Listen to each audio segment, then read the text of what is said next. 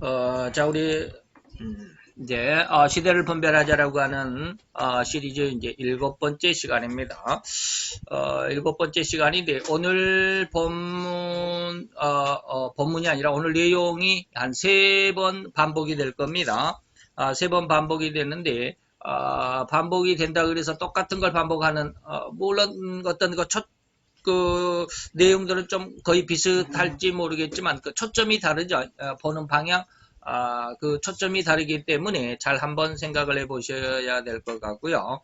오늘은 이제 우리가 흔히 말하는 666 표다, 뭐 짐승의 표다, 사단의 표다라고 하는 그런 것 내용들이 있는데요. 그런 말씀들을 3번의 강의를 통해서 여러분들에게 그것이 어떤 다시 말하면 오늘은 그 666이라고 하는 그 숫자, 이름의 뭐 사람의 수다, 뭐 그 이름의 수다, 짐승의 수다라고 하는 그 수의 어떤 의미를 여러분들에게 중점적으로 그런 내용들을 말씀을 드릴 거고요.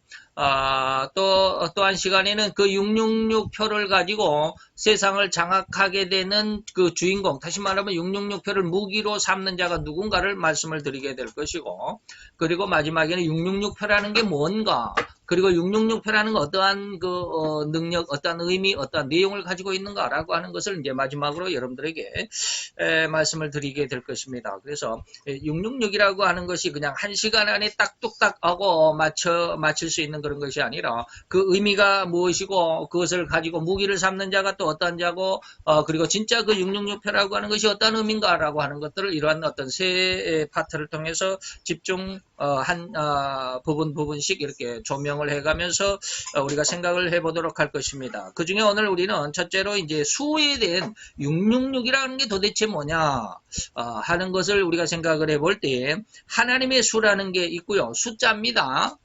그 의미를 가지고 있다 이 말입니다. 그 다음에 짐승의 수도 있고 사람의 수도 있고 그 다음에 666이라고 하는 이것의 의미가 무엇일까? 물론 오늘 의미는 정확하게 여러분들에게 집중적으로 말씀드리지는 않을 것이고 다음 시간에 이제 말씀을 드리게 될 겁니다. 어쨌든 오늘은 이제 수에 대해서 666표다 뭐 짐승의 표다라고 하는 게 너무 세상을 시끄럽게 하고 이런저런 어떠한 의견이 많기 때문에 666이라는 게 무언 줄 알아야 그 표가 어떠한 내용, 어떠한 의미, 어떠한 그 힘을 가지고 있는지를 알 수가 있을 수 있겠죠. 그래서 그 수에 대한 먼저 우리가 생각을 해보는 그런 시간을 갖도록 하겠습니다. 오늘은 그래서 두 부분을 우리가 이 성경 구절을 제가 여러분들에게 제시를 했습니다. 계시록 7장 1절로 3절까지 그리고 계시록 13장 11절로 18절까지 두 부분을 우리가 같이 한번 오늘 본문으로 봉독을 해보도록 하겠습니다. 먼저 계시록 7장 1절로 3절까지 우리 다 같이 한 목소리로 같이 봉독해 봅니다. 이 일 후에 내가 네 천사가 땅 네 모퉁이에 선 것을 보니 땅의 사방에 바람을 붙잡아 바람으로 하여금 땅에나 바다에나 각종 나무에 불지 못하게 하더라. 또 봄에 다른 천사가 살아계신 하나님의 인을 가지고 해 돋는 데서부터 올라와서 땅과 바다를 해롭게 할 권세를 얻은 네 천사를 향하여 큰 소리로 외쳐 가로되 우리가 우리 하나님의 종들의 이마에 인치기까지 땅이나 바다나 나무나 해하지 말라 하더라. 자, 여기에서 이제 앞으로 말씀을 드리겠지만 오늘 계시록 7장 1절로 3절까지는 뭐가 있느냐 하면 여기 하나님의 인이 있습니다. 하나님의 넘어가 버리네. 하나님의 인이 있죠. 2절에 하나님의 인에 대해서 우리가 조금 생각을 해볼 것이고요. 그 다음에 이제 13장 11절로 넘어가서 이제 이게 이제 우리가 흔히 말하는 사탄의 편인데 우리 다 같이 봉독해 봅니다. 또 내가 봄에 또 다른 짐승이 땅에서 올라오니 새끼양같이 두 뿔이 있고 용처럼 말하더라. 저가 먼저 나온 짐승의 모든 권세를 그 앞에서 행하고 땅과 땅에 거하는 자들로 처음 짐승에게 경배하게 하니 곧 죽게 되었던 상처가 나은 자니라. 큰 이적을 행하되 심지어 사람들 앞에서 불이 하늘로부터 땅에 내려오게 하고 짐승 앞에서 받은 바 이적을 행함으로 땅에 거하는 자들을 미혹하며 땅에 거하는 자들에게 이르기를 칼에 상하였다가 살아난 짐승을 위하여 우상을 만들라 하더라. 저가 권세를 받아 그 짐승의 우상에게 생기를 주어 그 짐승의 우상으로 말하게 하고 또 짐승의 우상에게 경배하지 아니하는 자는 몇이든 다 죽이게 하더라. 저가 모든 자 곧 작은 자나 큰 자나 부자나 빈궁한 자나 가난한 자나 종들로 그 오른손에나 이마에 표를 받게 하고 누구든지 이 표를 가진 자 외에는 매매를 못하게 하니 이 표는 곧 짐승의 이름이나 그 이름의 수라. 지혜가 여기 있으니 총명 있는 자는 그 짐승의 수를 세어보라. 그 수는 사람의 수니 666이니라. 아멘. 오늘은 어떻게 여러분들에게 요구를 하고 싶냐면 여러분들이 좀 관심을 갖고 이 말씀의 그 어떤 비록 이제 뭐 우리가 번역한 우리 한글이지만 원어를 우리가 살펴보는 것은 아니고 번역해서 우리 한글로 보지만 그러나 충분히 우리가 여기에서 하나님의 뜻을 발굴해 낼 수 있을 만큼 번역이 잘 되어 있다라는 것을 여러분들이 먼저 의식하면서 거기서 의심하면 안 되겠죠. 의식하면서 이 말씀을 생각을 잘 해보는 그런 시간을 갖기를 바랍니다. 자, 그러면 오늘 이제 7번째 시간인데 오늘은 수에 대해서 여러분들에게 말씀을 드리도록 하겠습니다. 오늘 본문은 계시록 7장 1절로 3절 그리고 13장 1절로 18절까지 내용 안에서 짐승의 수가 또 이름의 수가 또 뭐 그리고 666 수가 이런 것들이 뭔가라고 하는 것을 잘 한번 정리를 해봐야 할겠죠. 자, 오늘날 믿음을 가진 수많은 성도들이 이 짐승의 표, 다시 말하면 666 표에 대한 강한 의구심을 가지고 있습니다. 666표가 뭔지 굉장한 그 혼돈, 누구는 이렇게 말하고 누구는 저렇게 말하고 그러니까 뭐가 진짜인지를 잘 모르고 그저 그냥 자기가 듣는 대로 자기가 배운 대로 그렇다고 한다면 자기 가르쳐주는 사람이 무지하게 중요하겠죠. 엉뚱한 걸 가르쳐주면 엉뚱한 걸 배우게 되고 엉뚱한 그 배운 것을 진짜라고 생각하게 되면 정말 곤란해지겠죠. 자, 그런 상황 속에서 우리가 이제 이 말씀을 접해보자 이 말이죠. 그리고 이 비밀의 수를 풀어내기 위해 엄청난 노력을 가하는 대신 얻는 것은 거의 없습니다. 물론 거의 없다라는 표현은 저의 어떤 사견입니다. 그러니까 잘못된 것만 우리말로 하면 그냥 헛다리를 짚고 있다. 요즘의 말로 하면 삽질을 계속하고 있다. 뭐 그런 뜻으로 생각해 보면 정말 정확한 하나님의 정확한 의도를 갖는 정확한 해석은 거의 없다라고 이렇게 말해도 괜찮을 겁니다. 아니 하나님의 의도를 정확하게 짚어낸 정말 진리를 제대로 올바로 깨달은 사람이 그렇게 없다고 한다면 백목사 당신은 얼마나 그렇게 자신 있느냐? 그러겠죠. 그렇게 질문할 수도 있겠죠. 이런 데 대해서 자신 있게 대답할 수 있어야 합니다. 세상에는 많은 말이 있지만 많은 설교가 있지만 많은 성경 해석이 있지만 정말로 하나님의 뜻에 걸맞는 가장 올바른 성경 해석은 딱 한 가지밖에 없습니다. 자, 즉 정확하게 풀이하고 해석한 사람이나 학자가 없다라는 의미라고 하겠죠. 다들 오해하고 있고 잘못 배웠기에 잘못 이해하고 있다라는 그런 의미로 여러분들에게 지금 말씀드리는 겁니다. 단지 저들은 그저 자기가 배운 것에 대한 맹목적인 맹신을 신앙의 중심으로 그것이 성경적이라고 그것이 성경 중심적인 신앙이라고 오해하고 있을 뿐이다. 굉장한 말을 지금 제가 하고 있죠. 엄청난 다른 사람들이 볼 때는 엄청난 백목사 정말로 교만하네 라고 할 정도로 아주 강력하게 제가 이렇게 말씀드리고 있습니다. 그러나 여러분들이 잘 한번 공부를 잘 해야 됩니다. 어떤 말을 여러분들이 먼저 접하고 그것에 대해서 관심을 갖고 거기에 대해서 내 신앙의 중심을 삼아야 되겠다라고 하는 그런 어떤 자신감, 그런 어떤 결단이 서기까지 여러분들은 많은 공부가 필요합니다. 물론 저도 이것을 배웠습니다. 제가 하나님 앞에 느끼고 깨달은 것은 아니고 배웠기는 했는데 배우면서 하나님께서 제게 주신 은혜가 너무 강력했기 때문에 저는 감히 이것을 그대로 여러분들에게 증거할 수 있습니다. 그래서 제가 이 성경을 배우면서 하나님께서 분명히 제게 주신 은혜가 있었습니다. 그렇기 때문에 이 성경 다시 말하면 저희 스승 목사님에 대해서 제가 고백한 것도 있습니다. 그래서 제가 이 성경을 배우다가 이걸 정말로 하나님의 진리라고 하나님의 어떤 뜻이라고 배우다가 만약에 내 스승이 잘못됐으면 나도 잘못된 길을 갈 거 아니에요. 내가 그 길을 그대로 따라간다면 그래도 저는 후회하지 않겠습니다. 내가 만약에 잘못돼 가지고 우리 스승이 잘못된 것을 가르쳐줬고 그리고 내가 그것을 받았고 내가 여기서 자신감을 갖고 내가 이것을 공부하고 또 많은 사람들에게 증거하고 전파하는 것이 잘못됐다면 내가 지옥에 갈 것은 뻔한데 나는 지옥에 가서도 결코 내 스승에 대해서 불평불만하지 않겠습니다라는 고백을 내가 드린 적이 있습니다. 왜냐하면 이 말씀을 배우다가 하나님께서 그런 음성을 들려주셨거든요. 이게 바로 진리다. 이게 바로 진짜다. 라는 그런 음성을 제가 느꼈기 때문에 강력하게 그 말씀을 붙잡고 제 스승님에 대한 성경을 거의 받아들이고 있습니다. 그리고 거기에 대해서 또 오늘날 좀 저희 스승님하고는 조금씩 다른 부분들은 오늘날 이 시대에 제가 적용하는 법을 하나님 앞에 많이 배웠습니다. 그래서 그렇게 지금 적용해 가고 있는 중에 오늘 이 말씀도 지금 우리가 시대를 바라보자라고 분별하자라고 하는 이 시리즈 14편이 거의 적용적인 그런 내용들이거든요. 오늘날 우리에게 성경은 옛날 2000년 전에 이 계시록이 96년도에 쓰여졌기 때문에 거의 지금 뭐 1900년 전에 기록이니까 너무나도 많은 시간이 흘렀기 때문에 오늘날은 너무 현대화됐기 때문에 이 말씀은 너무 옛날 구시대적 거야. 그러니까 우리가 요즘에 뭐 적용하거나 뭐 요즘에 조금 이렇게 참고할 만한 것이 못 돼. 아주 옛날 구시대 뭐 호랑이 담배 먹던 시절에 그런 아주 우리가 쓸데없는 그냥 그 농담거리에 불과해라고 이렇게 치부해 버리기에는 너무나도 귀한 진리거든요. 그래서 그것을 저는 알고 있기 때문에 그런 것들을 그대로 성경대로만 배우고 우리의 삶은 우리의 삶대로만 살아가는 것이 아니라 성경이 내 삶 속에 어떻게 적용되고 오늘 어떻게 이루어져 가는가를 이게 적용에 대한 것을 여러분들에게 지금 많이 말씀을 드리고 있습니다. 그래서 여러분들 그걸 느끼고 있을는지는 모르지만 제 모든 설교는 지금 현재 우리에게 있어서 적용되는 그래서 3탄 4탄 속에서는 오늘날 현대 속에서 거짓 지도자들이 정치적인 지도자들이 어떤 모습으로 살아가고 그리고 오늘날 거짓 종교 지도자들 다시 말하면 거짓 선지자들은 어떤 모습으로 살아가는지에 대해서 3탄과 4탄에서 아주 강력하게 질책한 적도 있습니다. 이런 것들을 오늘날 우리 현실 속에서 적용시켜야 되고 오늘 이 666표라고 하는 것도 오늘 현실 속에서 이것이 적용이 되어야만 성경을 배운 보람이 있고 성경을 배운 성도의 진정한 의미가 있다라고 할 것입니다. 그래서 여러분들에게 잘 공부를 해보십사라고 하는 것이죠. 자 그렇다고 한다면 곧 여러분은 이제 제가 제시하는 성경 구절의 의미를 이해하십니까?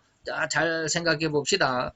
원본은 어디냐면 신명기 25장 4절이 원본입니다.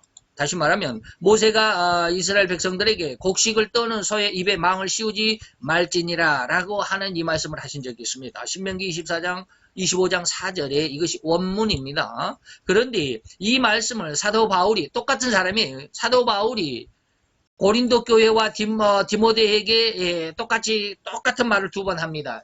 디모데에게도 하고 고린도 교회도 하고 그런데 그 의미가 다르다라는 거예요. 똑같은 말을 했는데 디모데에게 하는 말의 의미와 고린도 교회에 하는 말의 의미가 다르더라 이 말입니다. 어떻게 같은 말인데 다른 의미가 있을 수 있을까? 이게 바로 성경을 적용하는 내 현실 속에서 내 삶 속에서 내가 살아가는 이 시대 이 시간 속에서 내가 어떻게 적용하느냐라고 하는 그런 어떤 문제입니다. 자, 디모데에게는 디모데전서 5장 18절에 성경에 일러스되 곡식을 밟아 떠는 소의 입에 망을 씌우지 말라 하였다. 디모데에게 분명히 이렇게 이야기했습니다.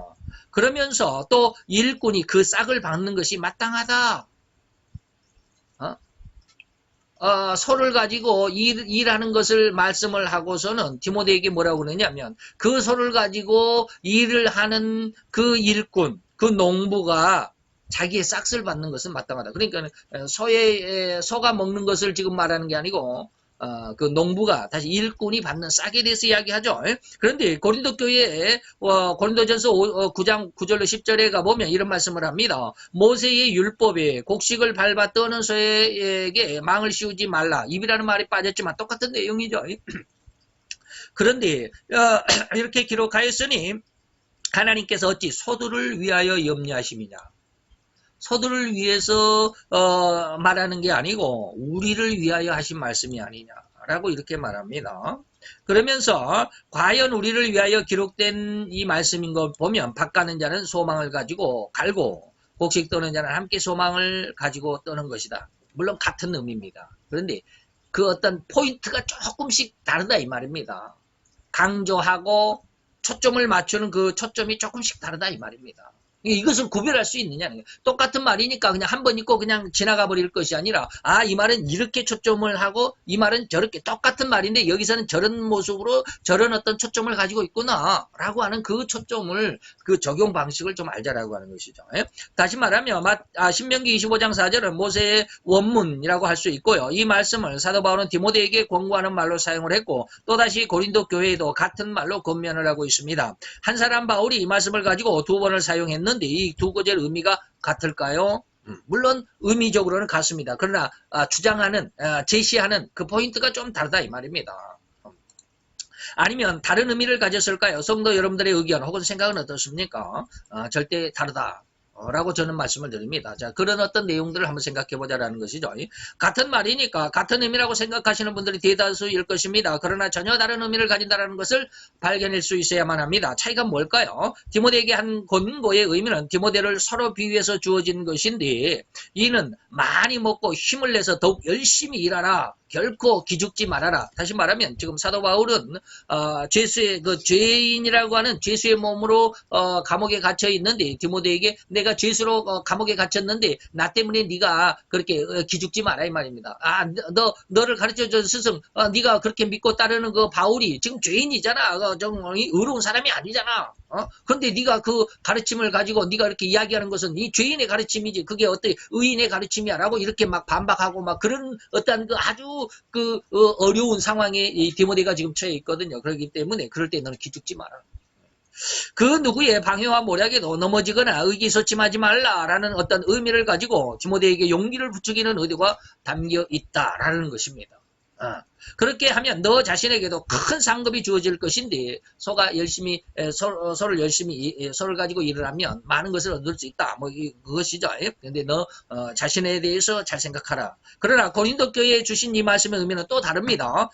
곧 일하는 서로 인해서 일꾼이 많은 소득을 얻는다. 지금 디모데에게는 디모데 자신을 너에게 너는 일하는 소이기 때문에 일하는 소 입에 망을 씌우지 않는 것은 네가 열심히 먹고 열심히 힘을 내서 네가 기죽지 않고 힘을 더 내서 많은 어려움을 많은 어떤 극난의 어떤 어려움 고통들 다 잘 이겨내라 라고 하는 그런 어떤 의미가 되겠습니다만은 고린도 교회에서는 고린도 교회로 비유한다면 고린도 교회가 열심히 하나님의 영광을 위해서 하는 일, 곧 전도와 사랑, 실천 그리고 진리의 어떤 영광을 이루는 어떤 삶을 살아간다고 한다면 그 교회 자체에게도 입을 망을 씌우지 않는 것처럼 풍성한 하나님의 축복이 있을 것이라는 것 분명한 사실이고 또한 더불어서 그 서로를 가지고 일하는 일꾼, 운영하는 일꾼조차도 하나님의 큰 영광을 얻는다라고 하는 의미가 내포되어 있다.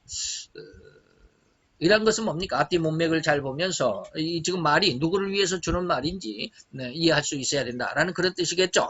요한복음 15장 8절에 보니까 너희가 과실을 많이 맺으면 너희가 하나님의 말씀 속에서 열심히 살고 그 말씀을 순종하고 말씀대로 성경대로 살고 그래서 네가 열심히 신앙생활을 잘하면 너에게 주어지는 하나님의 축복뿐만 아니라 하나님도 영광을 받는다. 이런 뜻이에요.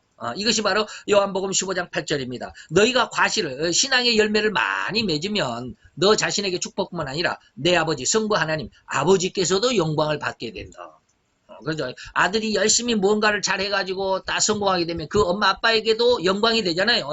그 아들 자신에게 영광만이 아니라 거기 자리에서 딱 끝나버린 걸 해라. 그를 키워낸 엄마 아빠도 참 훌륭한 자식 뒀습니다. 축하합니다. 그 엄마 아빠도 그렇게 칭찬을 그리고 또 상급을 받게 된다. 영광을 받게 된다. 이런 내용들입니다. 그래서 그 초점이 그 아들에게 왜 초점이 있느냐 그 부모에게도 그 영광의 초점이 있느냐라고 하는 이런 어떤 조금의 차이 의미는 같은데 조그만 어떤 그런 초점의 차이가 있다라고 하는 것을 우리가 좀 그런 것을 좀 짚어낼 수 있고 그런데 초점을 맞춰가는데 그 의미를 따라서 하나님의 뜻을 발견해낼 수 있어야 되겠다라고 하는 그런 의도입니다. 그래서 오늘 이 숫자라고 하는 개념을 여러분들에게 먼저 말씀드리기 전에 이런 어떤 개념을 여러분들에게 지금 먼저 서론적으로 말씀을 드리는 겁니다. 제가 이 중요한 시점에서 이러한 말씀드리는 것은 비유입니다.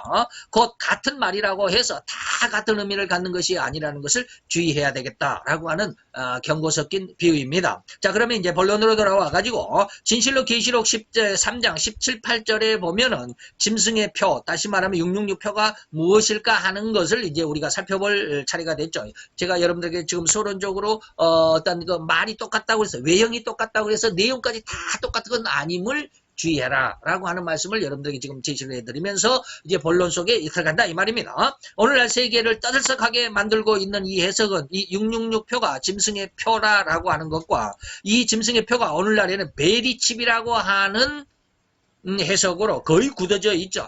예. 그래서 계시록 13장 이거 뭡니까? 여기가 다운표 없네. 계시록 13장 16절에서처럼 이 베리칩을 사람의 오른손에나 이마에 이식해서 그 사람의 모든 정보를 대신하는 크레디트 카드로 삼는다라고 해석하는 것이 거의 대부분입니다. 거의 일반적이죠. 여러분들이 인터넷을 찾아봐도 베리칩이 인간의 여기 살이 제일 많죠. 이 엄지와 검지 사이가 제일 많습니다. 여기에다가 그 주사기 바늘로 이렇게 꾹 찔러가지고 여기다가 꾹 주사를 놓으면 이제 베리칩이 이 안에 심겨진다.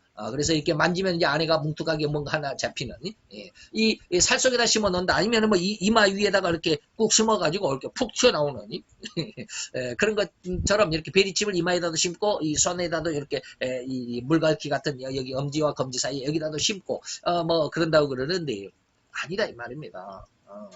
이런 해석에 대해서 수많은 사람들이 너무도 다양하고 그리고 갖가지 해석들로 온 인터넷상에 도배를 이루고 있다는 것 사실입니다. 그러나 주의해야 합니다. 결코 그러한 해석은 참이 아니라는 것에 주의를 해달라 이런 말입니다. 다시 말하면 그들의 이런저런 해석들에 대해서 일일이 다 대응하여서 그것을 설명해 드릴 수도 또 하고 싶지도 않습니다. 시간이 없죠. 자, 그러면 제가 이토록 강력하게 베리칩이 666표가 아니라는 증거를 확실하게 먼저 결론적으로 제시를 해 드리도록 하겠습니다. 다시 말하면 제가 오늘 본문으로 제시해드린 구절 두 군데를 생각해 봅시다. 그 중에서 먼저 제시한 구절을 다시 한번 제시해드립니다. 계시록 7장 3절에 가로되 우리가 천사들이 지금 하는 말입니다. 천사가 있는데 지금 어떤 상황이냐면 네 천사가 있습니다. 네 천사가 있는데 이 네 천사는 어떠한 천사냐면 환란을 주장하는 천사들입니다. 잘 기억하세요.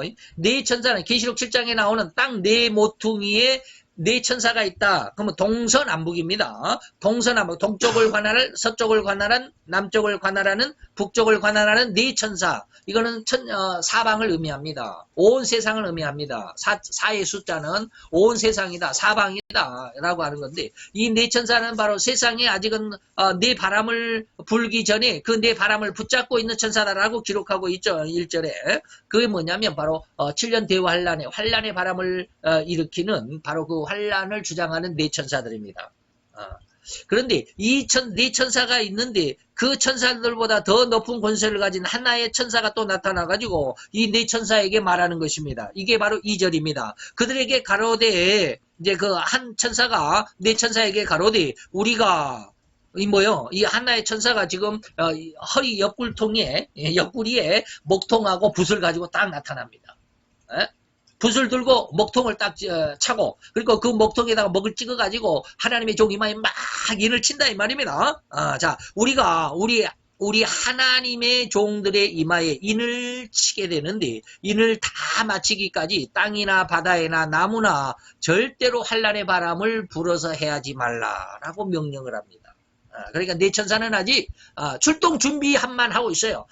준비하고만 있습니다. 이제 준비하고 또 다른 천사들이 하나님의 종의 이마에 인을 다 치게 되면 이 인을 다 끝내는 순간 이 천사들이 준비하고 있다가 땅 하고 이제 발사를 하면 이 네 천사는 그때부터 활동을 시작합니다. 그게 이제 13장입니다.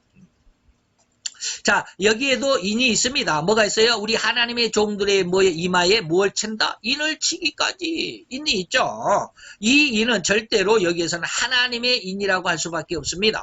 하나님의 명령을 받은 천사가 인을 가지고 나타났다고 기록하지 않습니까? 그리고 그의 하는 일은 이 땅에 불어닥칠 네 바람의 주인공인, 다시 말하면 환란을 담당한 천사들의 활동 이전에 급히 하나님의 종들의 이마에 가지고 있는 하나님의 종들의 이마에 그가 가지고 있는 하나님의 인을 가지고 하나님의 종들의 이마에 인을 치는 것입니다. 도장을 찍는 것이다 이 말입니다. 표식을 해준다 이 말입니다.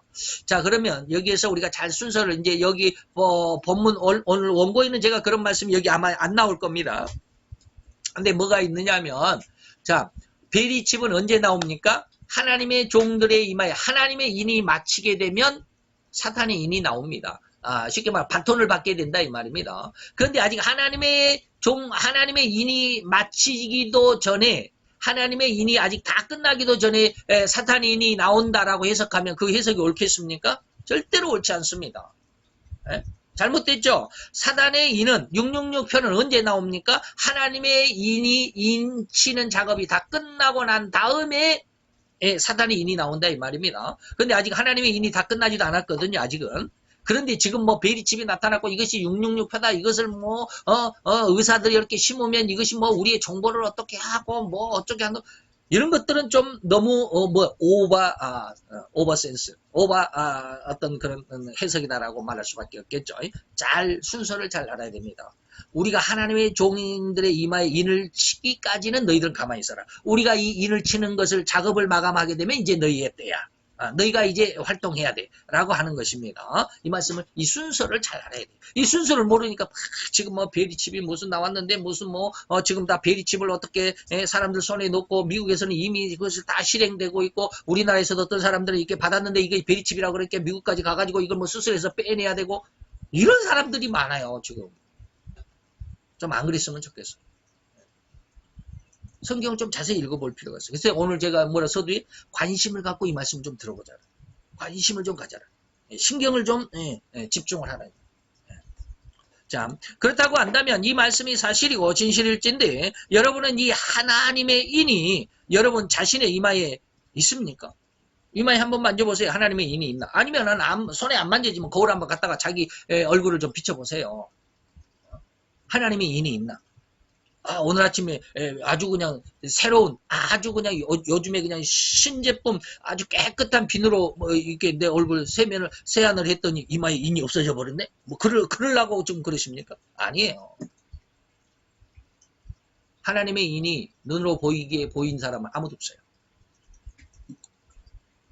아직 하나님의 종들이 하나님의 천사들이 하나님의 인을 치고 있는 중이기 때문에 아직 나는 인 맞을 차례가 안 된 것입니까? 여러분의 이마를 친히 여러분의 손으로 만져보십시오. 인이 있는 사람이 있습니까? 결단코 없습니다. 에? 자신의 이마에 인이 있다고 손을 든 사람이 있습니까? 내 이마에 하나님의 인이 있습니다라고 이 시간에 손 들고 있으면 좀 제가 굉장히 당황스럽겠죠. 굉장히 당황스러울 겁니다. 그 사람을 뭐라고 제가 해석해야 되겠습니까? 저 백학용 목사 이마에도 아직 결코 하나님의 인이 없다라고 저는 확실히 이야기할 수 있습니다. 제 이마에 하나님의 인이 없어요. 이게 베리칩같이 무슨 인을 심어놓지 않았어요. 베리칩이 아니라 무슨 제 거는 베리칩이 아니라 무슨 스트로베리 칩입니까? 아니에요. 그러나 저는 단연코 없지만 있다고 자신할 수 있습니다. 단연코 그렇게 자신할 수 있습니다. 왜요? 왜 그렇게 자신합니까? 아무리 만져봐도 하나님의 인이 없는데 왜 없으면서 있다고 자신할 수 있느냐?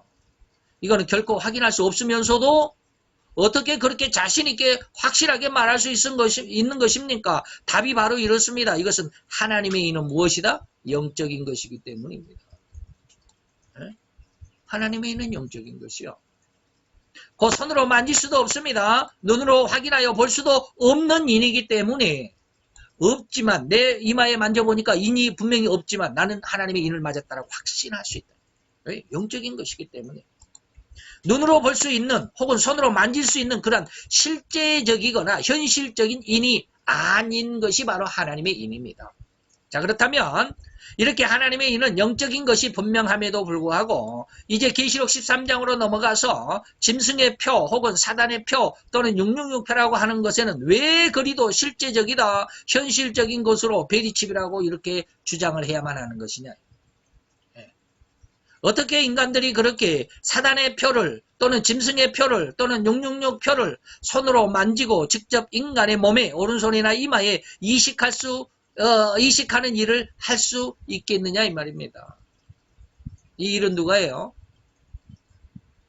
사단이 하는 겁니다. 그리고 나중에 말씀드리지만 거짓 지도자들이 합니다. 인간이 조작할 수 있는 그 베리칩이 진정 사단의 표라고 할 수 있습니까?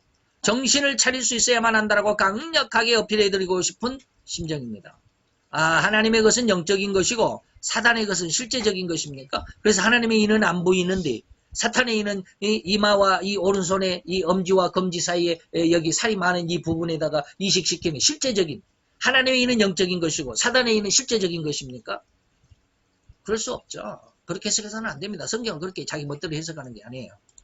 이렇게 베리칩을 사단의 표라고 해석하는 사람들의 거의 99% 이상이 이상이라고 해도 과언이 아닐 것 같은데 오늘 거의가 베리칩이 사단의 표라고 그럽니다.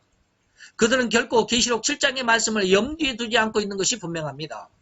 그러니 오로지 계시록 13장의 말씀만을 가지고 해석하려고 하다 보니까 이런저런 수많은 것들로 하나님의 말씀을 해석하려고 하는 것이 이게 뭡니까? 해석하려고 하는 것이 아니겠는가 이 말입니다. 베리칩 결코 사단의 표나 짐승의 표나 666표가 아닙니다. 그냥 표일 뿐이야. 이게 하나의 크레디트 카드와 같은 어떤 기능을 하는 어떤 그런 것은 될 수 있어요. 저도 가끔 가다가 좀 불편할 때가 있어요. 그게 뭐냐면 제가 이제 핸드폰에다가 이게 지갑 형식이기 때문에 핸드폰에다가 이렇게 이제 카드를 좀 꽂고 다닙니다. 카드를 꽂고 다니는데 이거는 제가 왜 이렇게 갖고 다니냐면 여기가 이제 하나의 턱이 있죠. 하나가 더 달려있습니다. 그래서 이렇게 딱 하면은 여기가 물려가지고 이 카드가 딱 물려서 여기 위로 올라오질 않아요. 옛날에 여기다 제가 테이프를 붙여가지고 위에서부터 아래까지 이렇게 테이프를 붙여가지고 카드가 하도 빠져나가니까 쭉 테이프를 이렇게 붙여가지고 있었는데 이거 여기는 이게 하나 있어가지고 이게 이렇게 딱 붙어서 안 빠지더라고요. 근데 이것도 조금 이제 지금 한 몇 개월 되니까 이것도 헐렁해가지고 계속 이렇게 빠져나와요. 그래서 야 이거 어떻게 안 빠져가게 할 수 없을까 해가지고 제가 이제 이거 카드 지갑 여러분 잘 아시죠? 이거 카드 지갑 카드 몇 개 넣고 이렇게 하는 게. 근데 이 카드 지갑에는 이렇게 제가 아까 그 테이프로 붙였다는 것처럼 이게 딱 있어요.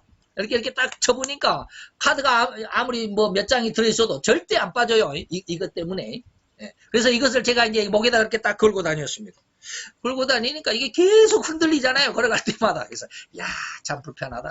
이거 안 흔들게 할 수가 없을까 하고 며칠 다니다 보니까 또 주머니 여기다 넣을 거 왜 이렇게 바보 같았지? 주머니에다 넣고 다니니까 천하 편하더라고요. 자 이게 뭡니까? 이렇게 갖고 다니다 보니까 카드가 잊어버려요. 핸드폰에다 넣으니까 핸드폰 지갑 속에서 하나씩 빠져나가가지고 제가 한 2번 잊어버렸습니다. 그러니까 우리가 크레디트 카드가 있다 할지라도 잃어버릴 수 있잖아요.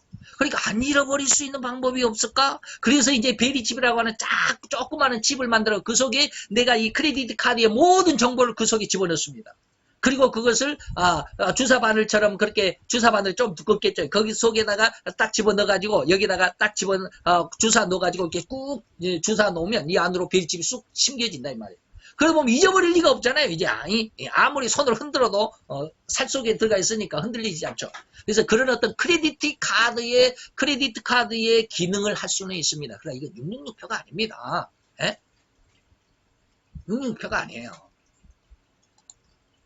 하나님의 인이 영적인 것이라고 해석을 하고 싶다면 사단의 인, 표, 짐승의 표, 666표도 절대로 영적인 것으로 해석을 해야만 합니다. 앞에는 하나님의 것은 영적인 것이고 사단의 것은 실제적인 것이다라고 하면 이거 좀 바보 같잖아요. 사단의 표가 실제적이다. 그러면 하나님의 표도 실제적인 것이어야 되죠. 근데 하나님의 표를 실제적이라고 하려고 하다 보니까 아무도 그 이마에 하나님의 표가 없잖아요. 그러니까 하나님의 표는 영적인 것이다. 그러면 사단의 표도 영적인 것으로 해석해달라 이 말이에요. 사단의 표가 실제적으로 이렇게 베리칩으로 집어넣는다. 이게 사단의 표가 아니다라는 거예요. 영적인 것으로 해석해달라 이 말입니다. 자, 아니면 사단의 표가 베리칩이라고 그렇게 현실적으로 해석하고 싶다면 하나님의 인도 현실적이고 그래서 분명하게 우리 인간의 손으로 만질 수도 있어야 되고 눈으로 볼 수도 있어야 하는 그런 실제적인 그 무엇인가가 분명히 오늘 이 시점에서 예수를 믿는다라고 강력하게 신앙을 고백하는 모든 사람들의 이마에 그 표가 그 인이 있어야만 하지 않겠느냐 이 말이에요. 제가 지금 강력하게 주장하고 여러분들에게 제시해드리는 말씀이 바로 이런 것들입니다. 성경을 한쪽만 보니까 이게 엉뚱한 소리가 돼버린다 이 말이에요. 성도 여러분, 사단도 성경을 인용할 줄 알고 압니다. 사단도 성경을 인용할 줄 알아요. 성경을 가지고 있습니다. 이단들 다 성경을 가지고 있는 사람들 무지 많잖아요. 성경을 알고 성경을 가지고 있다는 사실을 여러분 아십니까? 곧 예수님이 40일 금식 후에 나타나 유혹할 때 사단이 무엇을 가지고 유혹했습니까? 바로 성경을 인용해서 유혹을 했습니다. 그게 바로 시편 91편 12절입니다. 저희가 그 손으로 너를 받들어 발이 돌에 부딪히지 않게 하리로라 라고 하는 이 말씀을 가지고 사단이 예수님에게 나와서 이에 마귀가 예수를 거룩한 성으로 데려다가 성전 꼭대기에 세우고 가로되 내가 만일 하나님의 아들이거든 이 높은 성전 꼭대기에서 뛰어내리라. 그러면 하나님이 기록하였으되 성경이 기록했으되 이 말이에요. 기록되었으되 저가 너를 위하여 그 사자들을 명하시리니 저희가 손으로 너를 받들어 발이 돌에 부딪히지 않게 하리로다 하였느니라. 지금 사단이 뭘 가지고 예수님을 유혹합니까? 성경을 가지고 유혹하잖아요. 그래서 이단들이 다 성경을 가지고 유혹을 합니다. 성경을 이렇게 해석하는 지금 신천지 전부 다 성경을 가지고 있는 사람들이잖아요. 지금 여호와 증인 전부 성경을 가지고 있는 사람들이잖아요. 그런데 성경을 다 자기 멋대로 해석하잖아요. 성경에서 이만희가 어떻게 구세주라고 이야기한 적이 있습니까?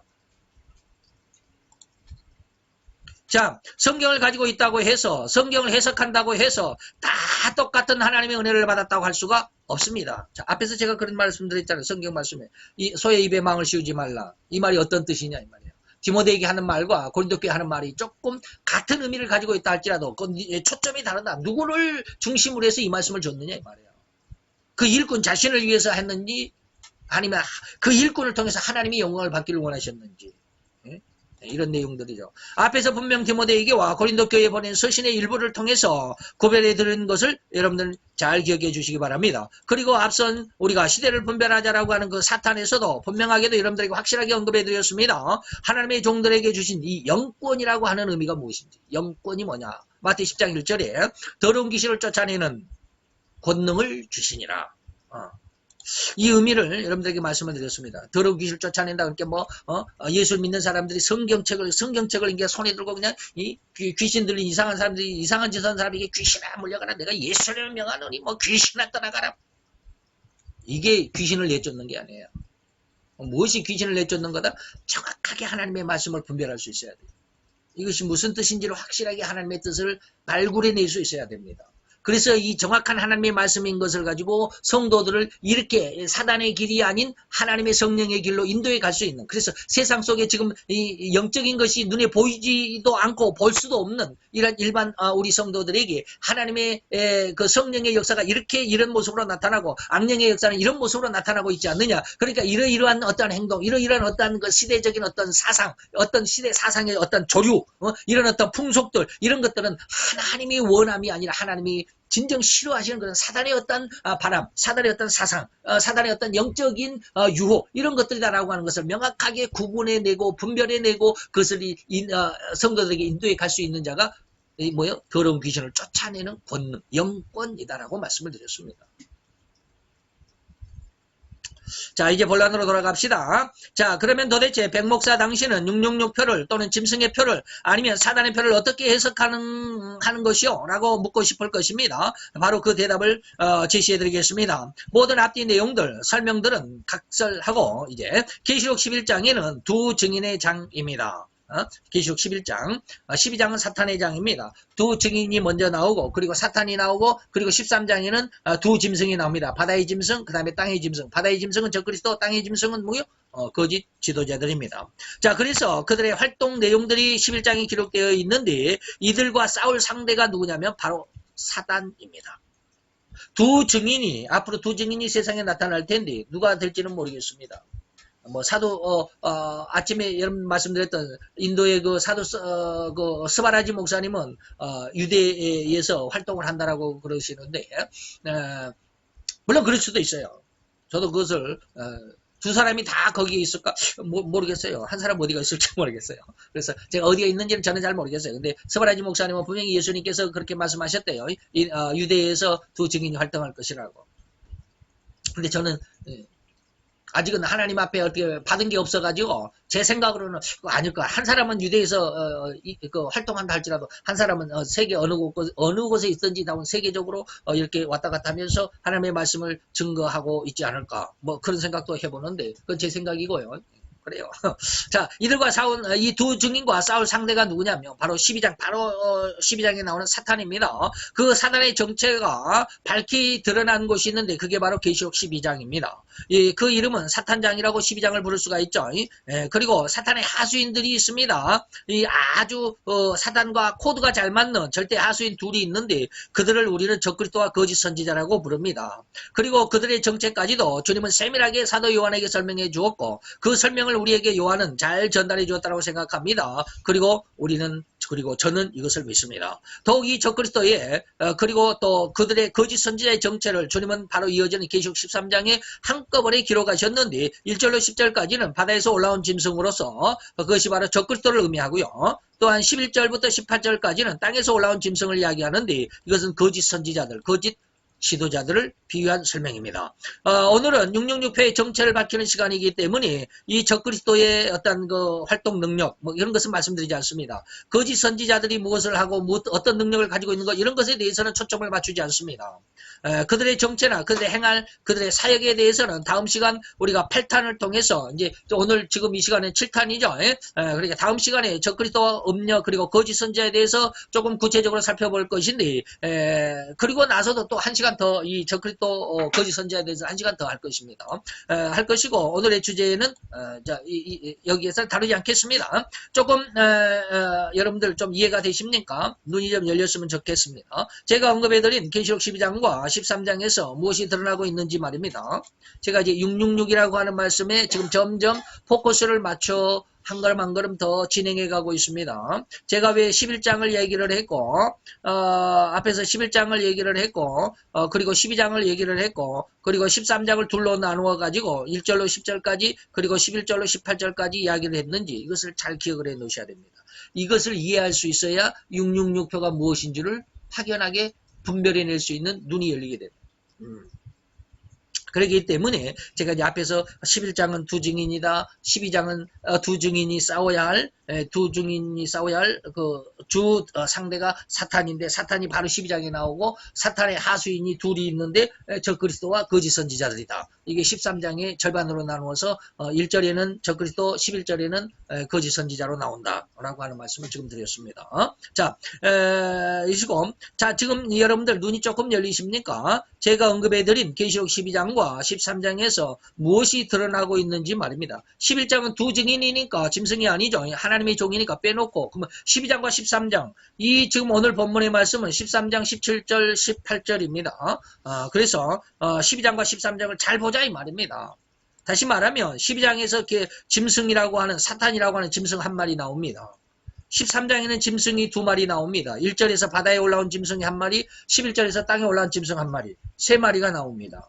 자, 그것을 말합니다. 그것은 곧 짐승의 세 마리가 12장과 13장에 나타납니다. 첫째는 12장 사탄이라고 하는 짐승이고요.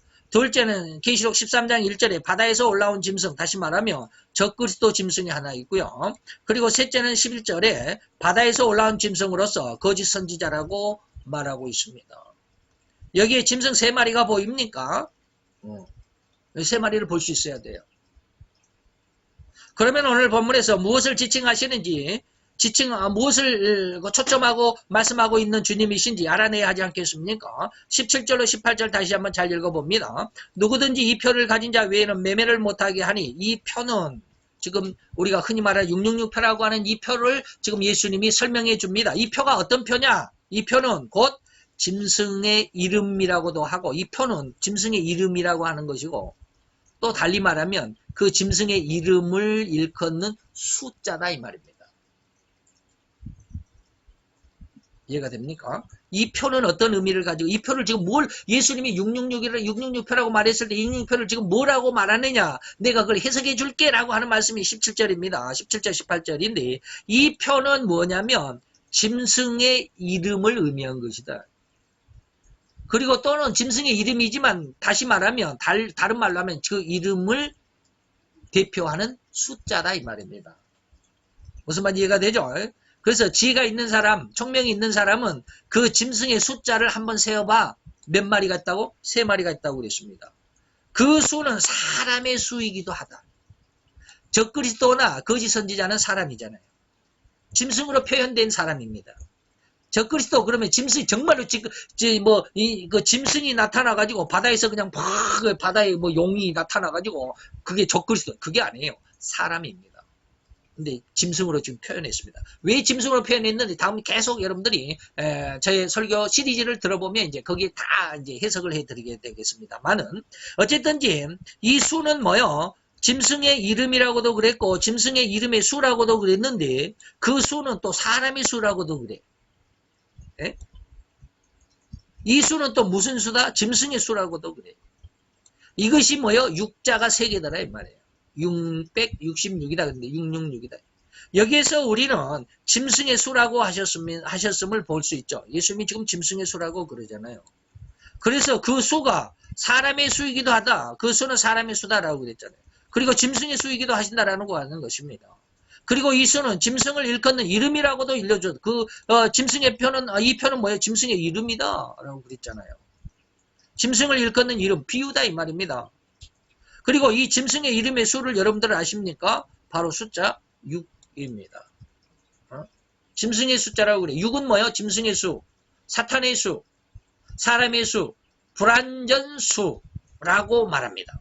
그 숫자의 이름 혹은 그 의미는 이 계시록을 해석하는데 매우 중요한 부분이기도 합니다. 그렇다고 지금 이 시간에 그 의미를 다 설명해 드리지는 않겠습니다. 다만 간략하게 의미를 말씀을 드리면 1이라고 하는 숫자는 뭡니까? 1은 유일 할 때 1.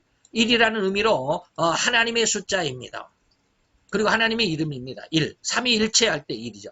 2는 뭡니까? 2는 증거를 의미합니다. 증인들. 그래서 무엇인가를 재판을 할 때 증인 2사람을 세워라.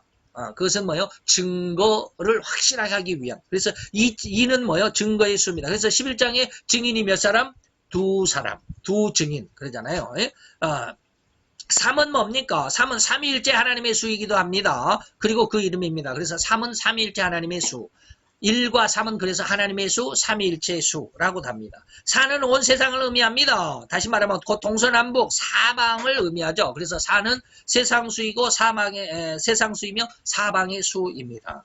고난의 수라고도 세상은 너무 힘드니까 고난이라고 하는 이름, 고난의 수이기도 합니다.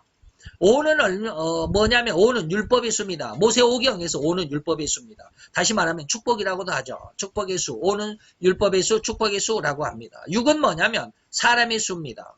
그리고 또는 짐승의 수입니다. 또는 부족하다 해서 부족수입니다. 왜? 7이 완전수거든요. 7보다 6은 뭐야? 하나가 부족하잖아요. 그래서 부족수. 7은 완전한 수고 하나님의 수입니다. 그래서 1과 3과 7은 하나님의 수입니다. 그런데 7보다도 하나가 작은 6은 뭐야? 하나 부족하다. 그래서 부족수고 그래서 하나님보다 부족한 것은 사탄이고 마귀이기 때문에 마귀수라고도 사단의 수라고도 하고 인간의 수, 사람의 수라고도 하고 그리고 이건 부족한 부족수다. 바로 이것을 예수님이 의미하는 거예요. 이것은 짐승의 이름이고 그 이름의 수다. 그리고 그것은 짐승의 수고 그것은 사람의 숫자다. 이런 뜻입니다. 그래서 7은 완전 숫자고 완전한 하나님의 이름을 의미합니다. 이제 이해되실 것 같습니까? 666표라고 하는 것은 곧 짐승을 의미합니다. 그리고 또 사람을 의미합니다. 그런데 그 짐승 사람이 무리가 얼마요? 셋이라는 뜻입니다. 다시 말하면 사단이라고 하는 6 하나, 적그리스도라고 하는 6 하나, 그리고 거짓 선지자라고 하는 6 하나. 그래서 666입니다. 그래서 제가 계시록 11장은 뭐 두 증인의 장이다. 12장은 뭐 사단의 장이다. 13장은 두 짐승의 장인데 1절에서는 바다 짐승이다. 11절에서는 땅의 짐승이다라고 말씀드렸잖아요. 그래서 계시록 12장과 13장 안에 바로 여기에 짐승 3마리가 나옵니다. 이들이 대환란의 주인공이다 이 말입니다. 이들이 대환란의 주인공, 전무후무한 대환란의 주인공이다 이 말입니다.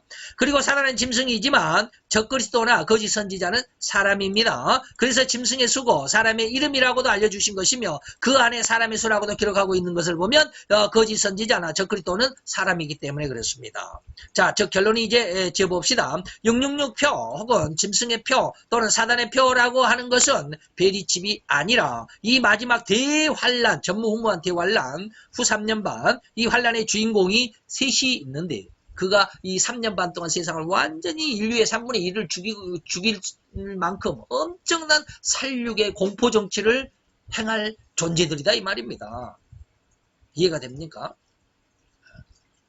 그래서 적그리스도는 세계 통일 왕이 되고 그리고 각 나라의 대통령들은 그 수하에 쉽게 말하면 분봉왕이 되는 겁니다. 그래서 그 분봉왕이 그 나라를 자기 나라를 다스리면서 엄청나게 예수를 믿는 사람들을 많이 죽이게 될 것이고, 그리고 이때 바로 이러한 그 환란이 당하기 전에 우리는 뭘 해야 된다? 이기는 권능, 이기는 믿음으로 준비해야 된다라고 지금 계속 여러분들에게 말씀드리고 있어요. 그래서 지난 시간에 성도는 이 환란을 이기면서 통과한다라고 말씀은 제목을 드렸습니다. 그런 어떤 믿음으로 성장해야 돼. 지금이 은혜 받을 때고 지금이 우리가 구원을 받을 때라고 한다면, 이 마지막 이제 사단이 지금 지난 시간에는 공중에 지금은 위치하고 있는데, 이 공중에 자리 잡고 있었던 공중에 있던 사단이 땅으로 내려오는 순간은 후 3년만이 시작됩니다. 그때는 이제 준비할 시간이 없어요. 그러기 전에 지금 우리가 성경을 많이 좀 읽고 성경 공부를 좀 많이 좀 하고 설교를 좀 제대로 좀 듣고, 기도 좀 많이 좀 하고, 그래가지고 이 환란을 이기는 환란, 이기는 믿음으로, 이기는 그 신앙으로 좀 성장해 가자. 제 안타까운 마음이 바로 거기에 중심이 있습니다. 그래서 숫자로는 그래서 이것이 바로 666인데 그들이 바로 사탄이고, 둘째는 적그리스도고, 셋째는 거짓 선지라는 의미인 것입니다. 숫자로는 6이 3개라는 뜻이죠.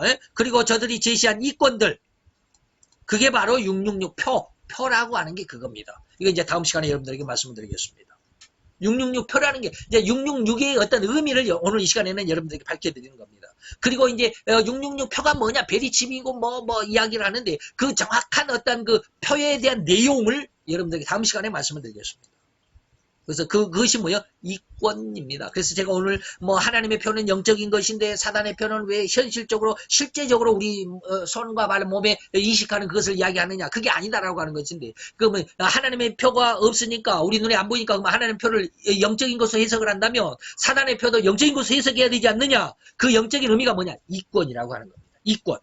다시 말하면 여러분들에게 늘 말씀을 드렸던 누가복음에 사단이 예수님께 나와가지고 세 번째 시험에서 뭐요? 천하만국, 온 천하만국의 모든 영광과 모든 권세를 내가 너에게 다 주마. 이게 뭐요? 이권입니다. 이게 이권이에요. 내가 세상에서 차지해야 할 명예와 권세, 이권. 내가 가지고 싶은 것, 내가 가지고 세상을 호령하고 싶은 것, 이게 이권이라고 제가 한마디로 말씀드리는 겁니다. 이게 표요. 이게 666표의 의미예요. 그 이권들을 나눠주는 겁니다. 이건 이제 다음 시간에 말씀드리겠습니다. 그래서 물론 이 이권이라는 의미는 다음 시간에 더 설명해 드리고요. 그리고 오늘 다음 시간에는 이들 각자가 무슨 일을 할까? 적그리스도는 무슨 일을 하고, 다시 말하면 바다 짐승은 무슨 일을 하고, 땅에 올라온 짐승 거짓 선지자는 어떤 일을 하고. 그래서 물론 이것을 이미 2시간을 통해서 이 거짓 선지자 계시록 13장 11절로 18절까지를 두 가지로 해석을 했습니다. 정치적으로 거짓 지도자가 있고 종교적으로 거짓 지도자가 있는데, 이들은 거짓 선지자라고 말하는 이 두 부분을 여러분들에게 3탄과 4탄을 통해서 이미 설교해 드렸습니다. 자, 그리고 그들이 또 어떤 의미를 할 것인지, 무슨 일을 할 것인지 말이죠. 그리고 어떤 능력을 가졌는지 그 비밀들을 알아보는 시간을 다음 시간에 갖도록 하겠습니다. 기대해 주시고 더욱 열심히 기억해 주시고 잘 공부해 두시기 바랍니다. 진실로 간절한 마음으로 다시 한번 당부의 말씀을 더 드리고 싶습니다. 유튜브 등을 통해서 인터넷 등에 떠도는 이런저런 수많은 성경 공부들이 있습니다. 성경 해석들이 있습니다. 결코 아무 의심 없이 마구잡이로 받아들여서는 안 됩니다.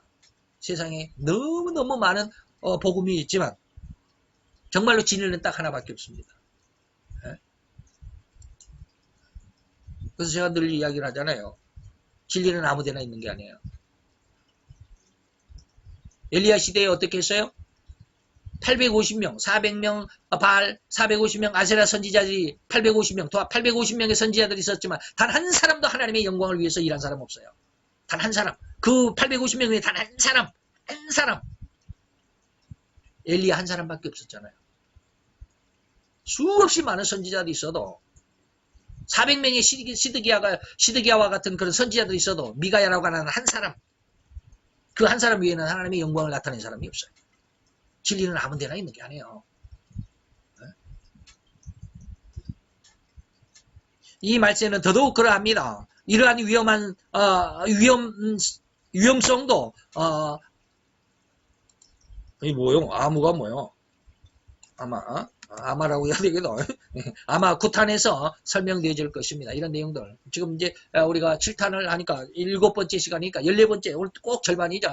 14번째까지 14강의를 지금 다 원본은 완성이 되어 있습니다. 완성이 완료되어 있습니다. 조금 힘들었지만 그래도 완성을 지금 다 해놨습니다. 그래서 오늘 이런 내용들 그래서 조금씩 핀트는 조금씩 같은 어떤 목적을 가지고 목표를 향하고 있지만 핀트가 조금씩 다르죠. 그래서 오늘 말씀은 666의 어떤 의미가 무엇인지를 말씀드렸고 다음 시간에는 그 표 666 표라고 하는 것이 어떠한 내용을 가지고 있느냐라고 하는 거 그리고 그것이 어떠한 힘 능력을 가지고 있느냐라고 하는 것까지 이제 좀 이제 세 번 여러분들에게 강의를 해드리겠다라고 말씀을 드렸습니다. 그래서 목표는 하나인데 그 초점이 좀 다르죠. 발사 각도가 좀 다릅니다. 이런 것들 잘 이해를 해주시고요. 오늘 7탄 여러분들이 잘 기억을 해주시면 감사하겠습니다. 그래서 666표에 대해서 좀 혼돈이 없었으면 좋겠어요. 내가서 꽉 잡고 있어야 돼. 하나님의 진리를 꽉 잡고 있어야 돼.